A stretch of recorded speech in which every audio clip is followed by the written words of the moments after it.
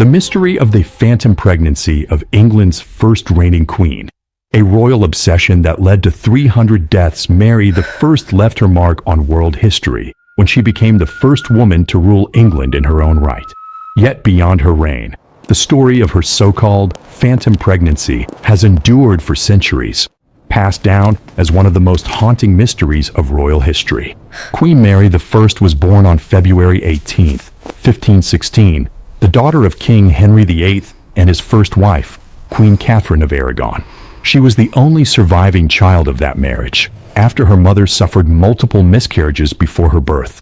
Mary I ruled England from 1553 until her death in 1558, dying at the age of 42.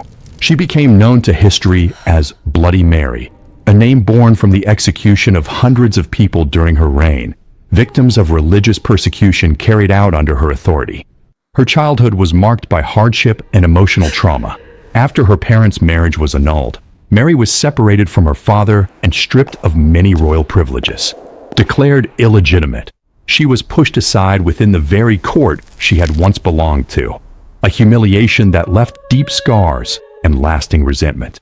When King Henry VIII died, Mary stood second in the line of succession, behind her half-brother Edward VI.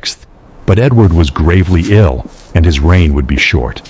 On July 19, 1553, just over 2 weeks after Edward VI's death, Mary ascended the throne.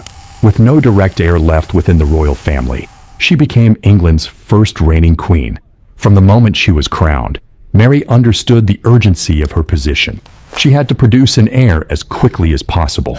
The survival of her dynasty and the future stability of the nation depended on it. At the time, the public desperately wanted the queen to marry. Mary was already 37 years old and had never taken a husband. Driven by an urgent desire to produce a male heir, Queen Mary I hastily married Prince Philip of Spain, later Philip II, the son of Emperor Charles V. The marriage took place on July 25, 1554, barely a year after she ascended the throne. On April 30th, 1555, church bells rang throughout London. Crowds poured into the streets, celebrating what they believed was the birth of a healthy baby boy to the Queen. The news spread rapidly, and letters of congratulations flooded in from royal courts across Europe. But there was one problem. There was no child. In reality, no baby had been born at all. From that moment on, the story of Queen Mary I's so-called phantom pregnancy erupted into public scandal and became a lasting obsession within the English royal court. To understand how this belief took hold, one must return to September 1554, just 2 months after Mary's marriage. At that time, even the Queen herself was uncertain whether she was truly pregnant. Medical knowledge in the 16th century offered no reliable way to confirm pregnancy.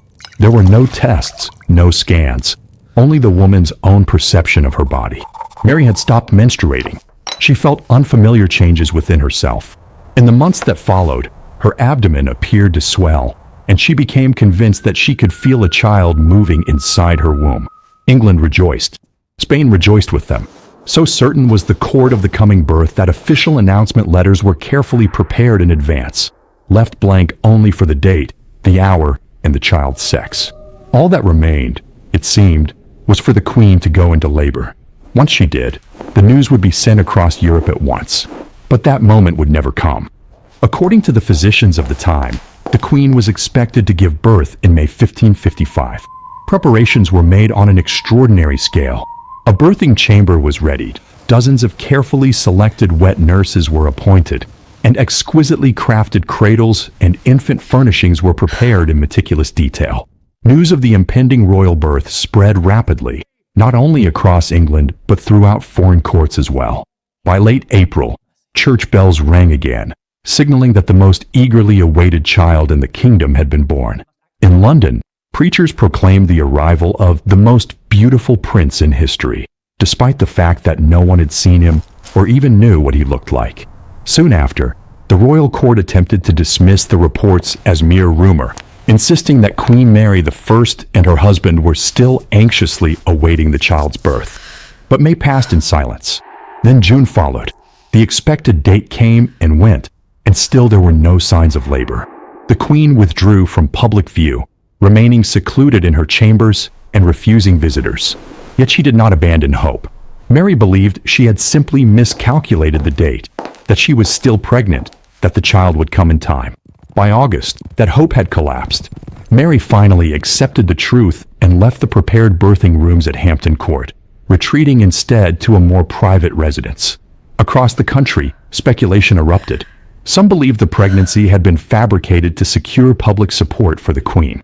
Others claimed Mary was suffering from an illness that caused her to mistake physical symptoms for pregnancy. More disturbing rumors soon followed. Whispers spread that the Queen had miscarried, or worse, that she had never been pregnant at all. Some even claimed she had planned to present a substitute infant to deceive the nation, only to fail. In the darkest and most cruel version of the gossip, people murmured that Queen Mary had given birth not to a child, but to a mole. In the aftermath of the so-called phantom pregnancy, Queen Mary ordered the burning of nearly 300 heretics at the stake. Many historians believe that the vicious rumors surrounding her false pregnancy fueled her rage, and that this humiliation played a direct role in the wave of brutal punishments that followed. In 1558, Queen Mary I died, reportedly from ovarian cancer. She left no heir. With her death, the crown passed to her half-sister, Elizabeth I. To this day, the mystery of Mary's phantom pregnancy remains unresolved. Was the Queen ever truly pregnant? If so, what became of the child? Did she suffer a miscarriage? Or was the pregnancy itself a political fabrication, created to stabilize a fragile reign? No definitive answers exist. What remains is silence, speculation, and a lingering sense of unease.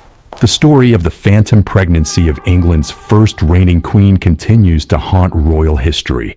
A dark, impenetrable veil drawn over a body, a crown, and a truth that may never be fully understood.